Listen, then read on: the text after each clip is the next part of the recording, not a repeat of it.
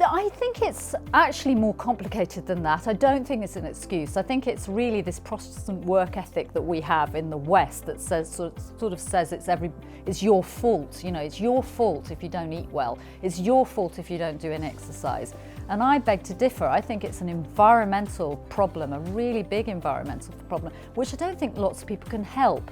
So what I mean by that is that if you're in an environment, a toxic environment in terms of how you buy your food, you cannot overcome that environment. So the way you buy your food, where you buy your food from, how the company allows you to buy your food. So what time can you go home? What facilities have you got to actually get out of the office early to be able to get your food?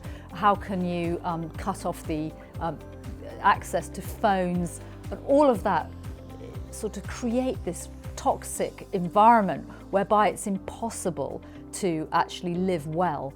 So we've got to go back to the structures and reinvent the structures of work and reinvent the structures of how we're living, and to also know the truth about, especially around food I'm talking about, of what is so-called healthy food.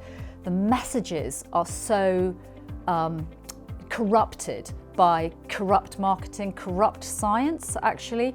So science that's conducted and then put out as neutral science, but actually in effect it is industry science. And so people are very, very confused. The landscape is confused around food, the landscape is confused around health, and I think it's impossible for people to do a good job. So I don't think it's that excuse thing. I really don't think it's an excuse. I think it's actually environmental. And so we must change that environment to be able to change the outcome.